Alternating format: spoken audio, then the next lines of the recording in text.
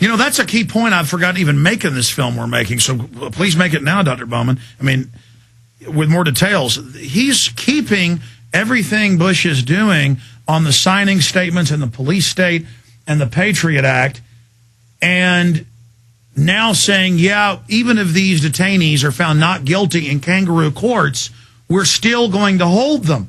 I mean, that's throw you in the dungeon, throw away the key, the bedrock of tyranny, is it not? Absolutely, absolutely. And he's got to do away with that. He's got to release all those detained without charge.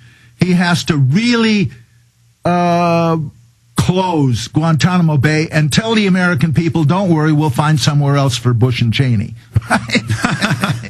I mean, he's got to make those bold steps. He's got to give us real change we can believe in. That's what he promised. That's what he has to do. The American people are not going to be satisfied with chump change, and we know better. Okay, well, they're starting, President Obama's poll numbers are starting to really slide. And a lot of his supporters are saying, where is the change? This looks like more of the same, same globalist corporate agenda, same New World Order. What is going to happen when they try to give the Federal Reserve this fall total power, not just over banking, but over all financial operations, from a hot dog stand to a golf club park? I mean, what's going to happen as people realize it is change, but more change towards tyranny and consolidation of power? Because clearly, right now, that's where it's going. If Obama doesn't change course, what do you see happening in the future domestically, on Main Street, but also with Iran and Pakistan? If he stays the course, where is this agenda taking us? It has been said by some very good people, those who make peaceful revolution impossible make violent revolution inevitable. Start over. That was great. I interrupted it, helping you out. Yeah. Go ahead.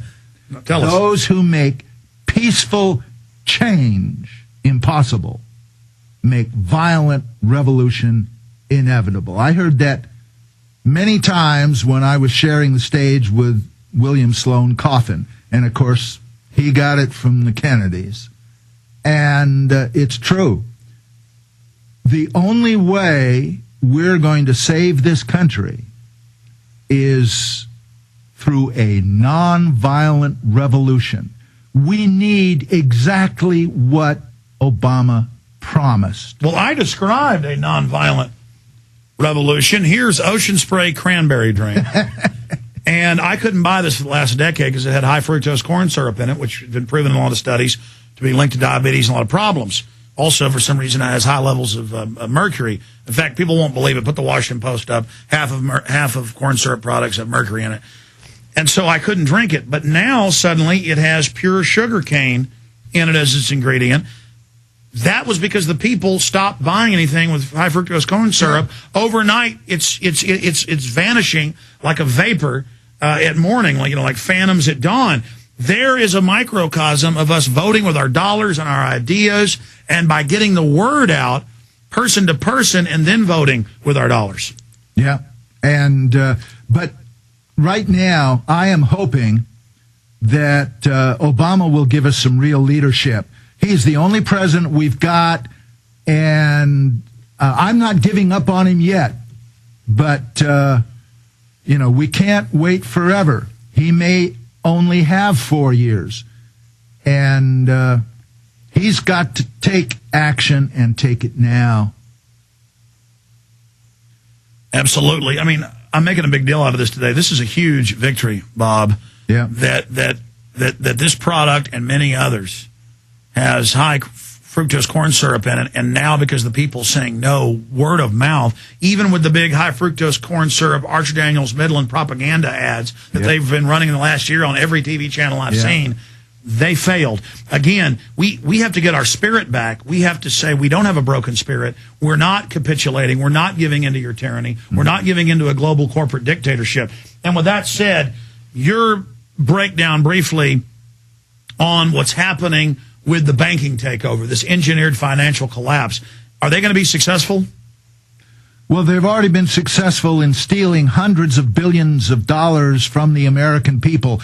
It's, pump all the money to the top, promise the people it's going to trickle down, and of course it never does. And this is a part of it. Like I say, if they're too big to fail, they're too big to exist. Absolutely. That said, just a few more quick questions while we've still got you here in studio with us before Reverend Ted Pike comes up. When you're out there across the land, when you're out there speaking to the people, I've already talked about H.R. 1207 to audit the Fed, having 250-plus sponsors. Even if the Senate runs a procedural scam and won't let it come to a vote, now the people are saying, why are you hiding this? What are you covering up? People are now discovering the Federal Reserve is the real dictatorship that sits above the whole country. And I'm just seeing everywhere across the political spectrum an awakening. Can you speak to auditing the Fed and speak to what you're seeing across the country with an awakening? We not only need to audit the Fed, and I certainly support that, but eventually we need to disband the Fed. We need to get rid of it. Many people say, well, giving the Fed more power is okay because we're going to nationalize it. We're going to make it really federal. I mean, right now it's no more federal than Federal Express, but that doesn't do any good. If the Federal Reserve becomes really a part of the government, that's going to be okay only if the government is still not ruled by these global money elites. And right now it is. So we have to keep spreading the message that the Federal Reserve is private. It has private stockholders, like the Queen of England and a lot of other folks.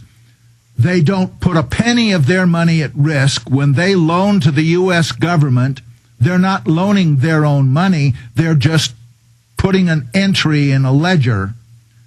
And they're getting hundreds of billions of our tax dollars in interest payments every year when not a penny of their money is at risk. What kind of a return is that?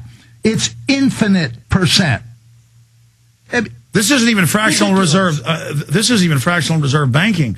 This is just complete flim-flam fraud, and through this magic checkbook, they've gained the whole world. So, of course, they want to implode the economy and get us into debt. That's how they get control of us. That's how they get the real assets. Well, you're traveling across the country on a speaking tour. Folks can find out more, of course, at the website.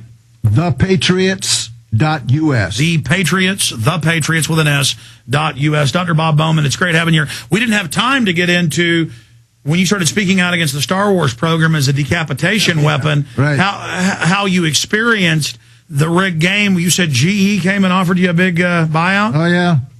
Yeah, I got attempted bribery, attempted blackmail, death threats, IRS harassment. I got 3 audits in 2 years. The FBI and the CIA called me in. They didn't like me speaking out and telling the American people it was an offensive weapon disguised as defense. What did the CIA say when they called you in?